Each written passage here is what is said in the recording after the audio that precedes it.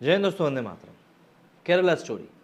ऐसा लगता है कि इस मूवी के बारे में अब लंबे समय तक बात ही चलती रहेगी। जैसा एक हम लोगों ने जन सैलाब या यूँ कहें जन आक्रोश हमने कश्मीर फाइल्स के समय पर देखा था, कुछ वैसा ही स्लो ही सही लेकिन हाँ, उठना ज़रूर शुरू हुआ है।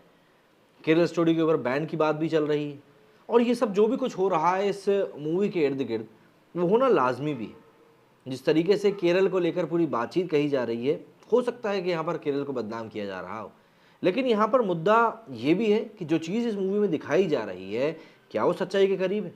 सबसे पहला सवाल तो यही पूछना होगा। अगर ये जो चीज़ें इस मूवी में दिखाई जा रही हैं वो सच्चाई के करीब नहीं है, तो ऑब्वियस सी बात है, इस मूवी को बैन हो ही जाना चाहिए, क्योंकि आप फिक्शन के थ्रू कभी भी किसी को बदनाम नहीं कर सकते। लेकिन यदि इस मूवी में थोड़ी बहुत भी सच्चाई, जो इस मूवी में बताया गया है कन्वर्जन के बारे में या फिर जिस तरीके से वहाँ पर नर्सों को शोषित किया जाता है उसके बारे में, अगर उसमें सच्चाई है, तो फिर इस तरह की चीज़ें एक समाज के तौर पर हमारे बीच में आनी चाहिए, जिससे कि पता चल सके, जागरूकता फैल सके कि किस तरीके से चीज़ें होती हैं और किस तरीके से इन चीज़ों को अंजाम दिया जाता है। इस साल जहां बॉक्स ऑफिस पर कई बड़े सितारों की फिल्मों ने पानी तक नहीं मांगा, कश्मीरी पंडितों के पलायन और नरसंहार पर बनी बॉलीवुड निर्देशक विवेक अग्निहोत्री की फिल्म द कश्मीर फाइल्स ने वर्ल्ड वाइड करीब 350 करोड़ की कमाई करी और ये फिल्म महज 12 करोड़ के बजट में बनी थी। और ठीक इसी तरह सत्य घटनाओं पर आधारित एक और फिल्म द केरल स्टोरी का टीजर दर्शकों के बीच इस समय काफ़ी सुर्खियां बटोर रहा है। लेकिन द केरल स्टोरी का टीजर सामने आते ही इस पर बवाल शुरू हो गया है। केरल के डीजीपी ने फिल्म से जुड़े लोगों के खिलाफ शिकायत दर्ज करने का आदेश दिया है। कहा जा रहा है कि फिल्म में केरल के वो आतंकियों के लिए एक सेफ हेवन के तौर पर दिखाया गया है और कांग्रेस ने भी द केरल स्टोरी पर बैन करने की मांग करी है। वैसे फिल्म द केरल स्टोरी पर बैन लगाने की मांग कुछ वैसी ही है जैसी द कश्मीर फाइल्स के रिलीज होने के बाद की जा रही थी। कश्मीर फाइल्स में दिखाए गए कश्मीरी पंडितों के पलायन और नरसंहार को घृणा फैलाने और गलत बयानबाजी करने वाली फिल्म बताकर खारिज करने की कोई कोर कसर नहीं छोड़ी गई थी।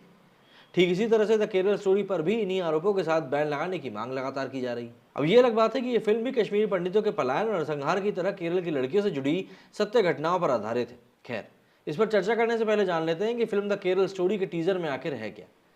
फिल्म द केरल स्टोरी के टीजर में कमांडो फेम अभिनेत्री अदा शर्मा बुर्के में ढकी नजर आती हैं। इस टीजर में अदा शर्मा कहती हैं कि मेरा नाम शालिनी उन्नीकृष्णन था, मैं नर्स बनकर लोगों की सेवा करना चाहती थी, लेकिन अब मैं फातिमा बा हूँ, अफगानिस्तान की जेल में बंद एक ISIS आतंकी और मैं अकेली नहीं हूँ।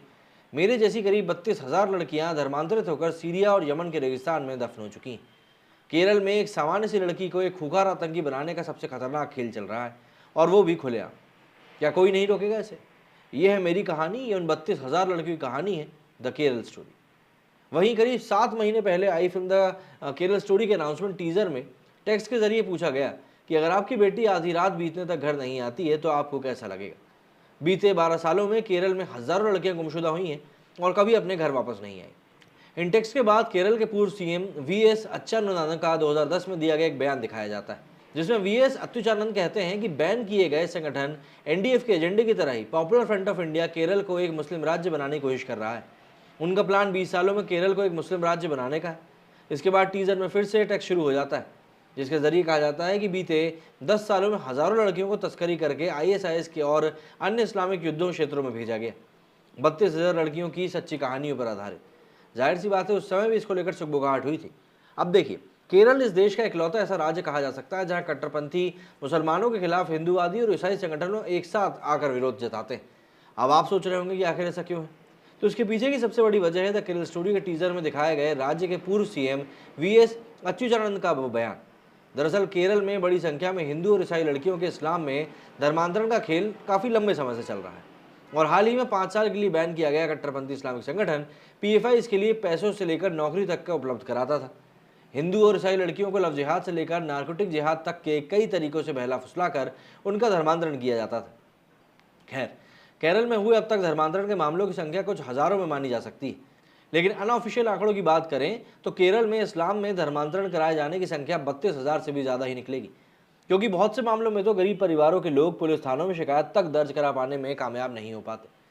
अधिकांश मामलों में लड़की के बालिग होने जैसी चीज़ों का फ़ायदा भी मिल जाता है। वैसे ISIS में शामिल होने के लिए जाने वाली लड़कियों में से अधिकतर अच्छी खासी पढ़ी लिखी लड़कियां ही थी। ISIS के उदय के बाद केरल में कई सारी मुस्लिम युवक युवतियां इस संगठन में शामिल होने के लिए देश छोड़कर चले गए थे। इनमें से ही कुछ सोनिया सोबिचन उर्फ आयशा, मैरिन जैकब उर्फ मरियम, नमीशा उर्फ फातिमा ईशा और राफेला जैसी लड़कियां भी थीं। जिन्होंने पहले इस्लाम धर्म अपनाया और कुछ ही महीनों के बाद आंखों में इस्लामिक राज का सपना लेकर आईएसआईएस में शामिल होने निकल पड़ी। और ऐसे न जाने कितने परिवार होंगे जिन्होंने बदनामी के डर से अपनी लड़कियों के घर से भाग जाने की शिकायत ही नहीं करी। वैसे हिंदू धर्म के देवी देवताओं से लेकर परंपराओं तक का मजाक उड़ाए जाने पर जो तबका सिनेमाई आज़ादी का राग अलापता है, ऐसे मामलों में उसकी सिनेमाई आज़ादी को लकवा मार जाता है और ये फिल्में घृणा फैलाने और साथ ही साथ गलत आंकड़े पेश करने वाली बताई जाने लगती हैं। वैसे भी हमारे देश में कश्मीरी पंडितों के पलायन और नरसंहार के सरकारी आंकड़ों की आज तक सही माने जाते हैं। तो द केरल स्टोरी ने भी ऐसे ही सरकारी आंकड़ों पर सवाल खड़ा किया है जो बवाल करेगा ही करेगा। लेकिन बात वही है कि जिस तरह की चीज़ें इस मूवीज़ में दिखाई जाती हैं, अगर उनको लेकर अभी भी सपोर्ट नहीं किया जाएगा तो आप खुद ही सोचिए कि आखिर ये चीज़ें फिर आखिर बाहर कैसे आएंगी। और जब तक ये चीज़ें बाहर नहीं आएंगी तब तक ऑब्वियस सी बात है इनको लेकर कोई बात भी नहीं करेगा।